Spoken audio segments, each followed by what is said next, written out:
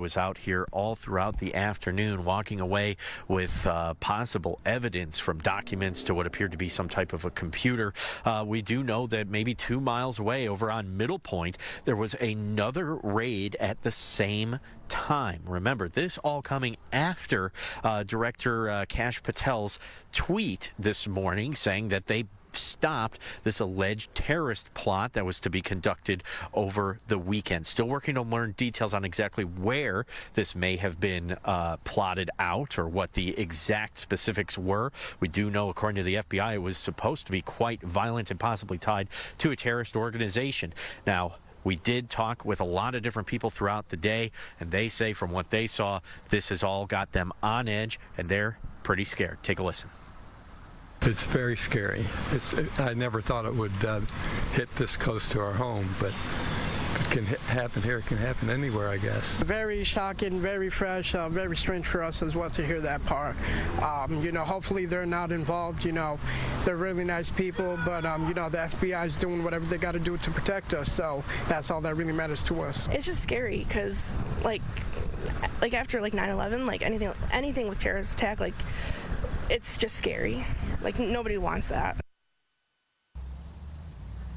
Now, an attorney representing at least one of the people in custody said that they have no credible information to support the notion that a mass casualty event was planned or was going to be carried out. So basically saying to the FBI that there's no credible proof here. Now, what does the FBI have to say in response to that? Well, we're still waiting to see. We were expecting to see a little bit more detail following up that Kash Patel tweet, kind of going into detail of what exactly may have been planned here. We do know the term Pumpkin Day was used quite a bit, and it does appear to have taken place online in some type of a chat room, but still developing situation. For now, reporting live in Dearborn, Scott Walchuk, Fox 2 News. Well, we know that the FBI director did say it was going to be a violent attack, but what about in terms of people coming and going? Did neighbors say what they saw FBI or the feds perhaps carrying out or doing during some of these arrests that may indicate or provide a little more detail to this?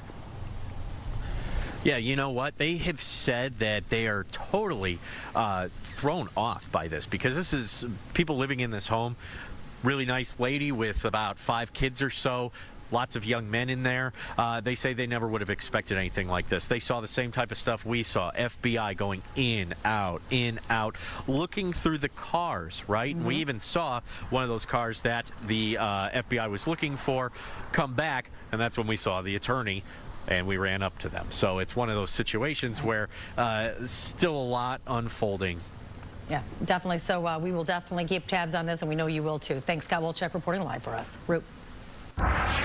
Well, today's arrest and the fact the plot allegedly made reference to the Halloween holiday is raising some pretty big security concerns. It's gotten people sort of worried out there. Our coverage does continue with Fox News' Lauren Edwards. She's live in Inkster with that part of the story. And Lauren, I talked to the sheriff of Oakland County just a few minutes ago, and he said there's nothing to worry about when it comes to this threat. The threat is no longer something that the public needs to be concerned about.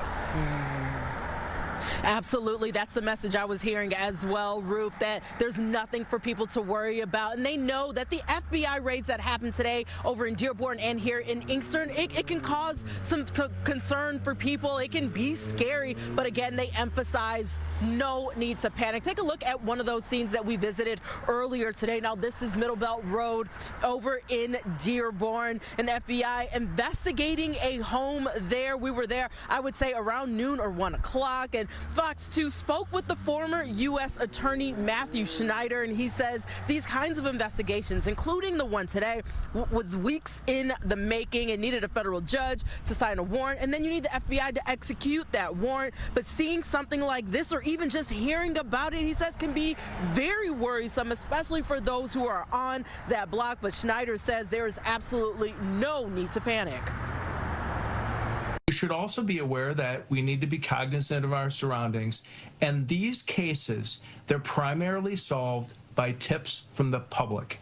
That is the most important resource for federal law enforcement. So if you see something suspicious, you should definitely be calling the police to report it. This doesn't happen every day, where police and federal agents execute a search warrant on somebody's home in our neighborhood. That's a really rare occasion. It's a rare circumstance where that happens. So for the most part, people are really safe in their neighborhoods, and they should take that away as well. If it does happen, and there is that type of search warrant, well, we know it is severe, and fortunately, like in this case, people were on top of it. Schneider said again and again during our interview, have fun, have a good time, but keep your head on a swivel, and also just be aware of your surroundings at all times. And again, if you see something, say something. Reporting live here in Inkster, Lauren Edwards, Fox 2 News. Yeah, I know everyone's being tight-lipped right now and this investigation continues, but any idea so far as to how long these folks were being tracked and how long people, investigators rather, perhaps knew this was going on or going to happen? Roop, I'm so glad you asked that, because that was my first question to Schneider. That was my first question to some people over on the block, but no one seems to know. And he says right now everything is in its preliminary stages, but keep our eyes and ears open because a lot of information is about to emerge. All right, Lauren Edwards for us live tonight. Thank you. We will continue to cover this breaking story as it develops, and you know how quickly we get information on air and on our Fox Local app. You can always find our coverage on our website, fox2detroit.com. The other big story we're following right now, 2 federal judges ruling the Trump administration must continue to fund the SNAP food aid program using contingency funds during the government shutdown. Those benefits were set to be suspended starting tomorrow.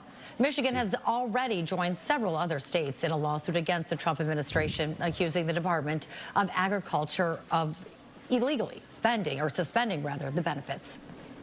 Where Congress has clearly spoken to provide that SNAP benefits should continue even during a government shutdown, the USDA does not have the authority to say otherwise. These cuts are coming on the backs of rising inflation, higher grocery bills, and soon a dramatic increase in health care premiums.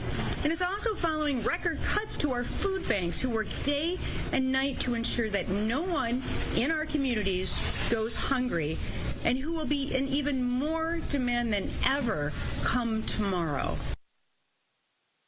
Well, today's ruling, which ordered the government to use contingency funds for SNAP payments, are likely to face appeals. Last year, SNAP provided assistance to 41 million people nationwide, around 1.4 million of them here in Michigan. While today's rulings may require the government to use the emergency funds to pay for SNAP food benefits, that may not happen pretty quickly. Yeah, there will likely be a delay for the cards to be loaded, and all of this causing confusion and concerns about the status of the SNAP payments. Fox News' Hillary Golston is live now in Oak Park with more, and you know that this is going to be very tough for a lot of families. Yeah, absolutely. We could be looking at an inevitable exigency here, where we're basically walking towards an emergency status, and already you're seeing leaders of communities trying to figure out what they're going to do. Mayor Mike Duggan has authorized $1.75 million in the event that SNAP benefits aren't restored. But again, that's just a contingency, like the contingency fund that we were referencing in that previous story leading up to this. But consider this, where we are. We're inside Forgotten Harvest in Oak Park, and they are operating as though SNAP benefits won't be restored anytime soon. I want you to hear from them and also hear from Capuchin Soup Kitchen about what they're going to do. SNAP benefits should be reinstated. We don't know when. So how are you operating? We are operating as if the SNAP benefits are not being loaded, and we want to make sure there's no gap in our neighbors in need receiving the food that they need to feed their families. So we're encouraged, but we are continuing with our plan to make sure that people are fed. What's going to be the biggest challenge? It's filling the gap, right? We've always been a supplement, just like SNAP. SNAP is a supplement. We're a supplement, so the two together can create security for a family. Well, when you have one that's gone, where are you going to turn to? You're going to turn to the food banks to try to fill that gap. And here's the reality. The next few weeks will certainly be in limbo. From a faith perspective, how does it strike you that there may be families that go hungry? Well, I think it's one of the most basic things in the gospel. Jesus said, that, you know, when I was hungry, you gave me to eat. When I was thirsty, you gave me to drink. I don't think it gets more simple or really more direct than that. And as any of us who claim to be Christians, we have to be about that. Everyone who's asked us anything about what they could do, we've said the same thing. Open the government. It is the answer. All of this extra work is really not necessary. It is just additional burden for something that should already have been done based on how important this issue is. We don't need extra burdens in this work.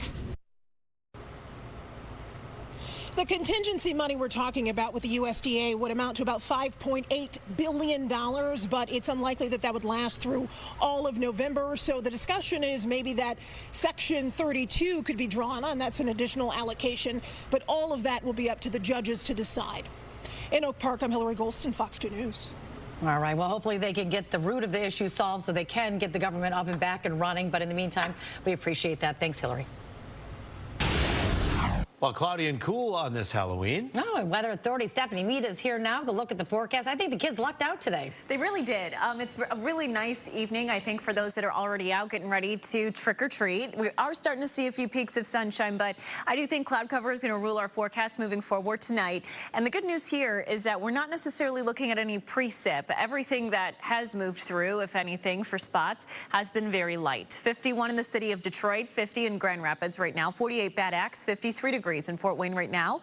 Winds are directly out of the northwest, anywhere between 5 to 10 miles per hour, so even winds are beginning to relax right now, which is fantastic because that does add a little bit more of a factor into being out and about for an extended period of time, makes it feel maybe just a little bit cooler. There are showers north and west of us, up near Traverse City, extending into the Saginaw Bay area, but I do think throughout at least the rest of trick-or-treating, we are mainly dry. And here's our precip chances through about midnight tonight. It's virtually zero at this point. Temps tonight will be falling through the 50s, then eventually 40s. I think by 10 o'clock we should be at 46 degrees. Numbers continue to fall through about midnight. We'll be in the lower 40s, and I think we bottom out in the upper 30s. Partly cloudy, overall a chilly feel, and winds relax as well.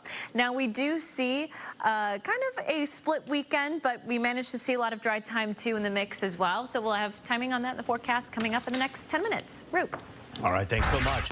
It's that time again. We get an extra hour of sleep this weekend when standard time returns, but not everybody is happy about it. A closer look at the time change debate just ahead.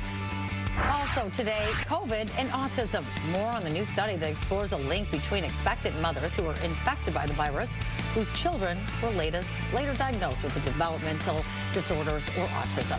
More. But first, we'll continue our coverage of today's terror plot arrest in Dearborn. Hear why former Detroit Police Assistant Chief Steve Dolan says he believes Dearborn is one of the safest places to be right now. The reason why next.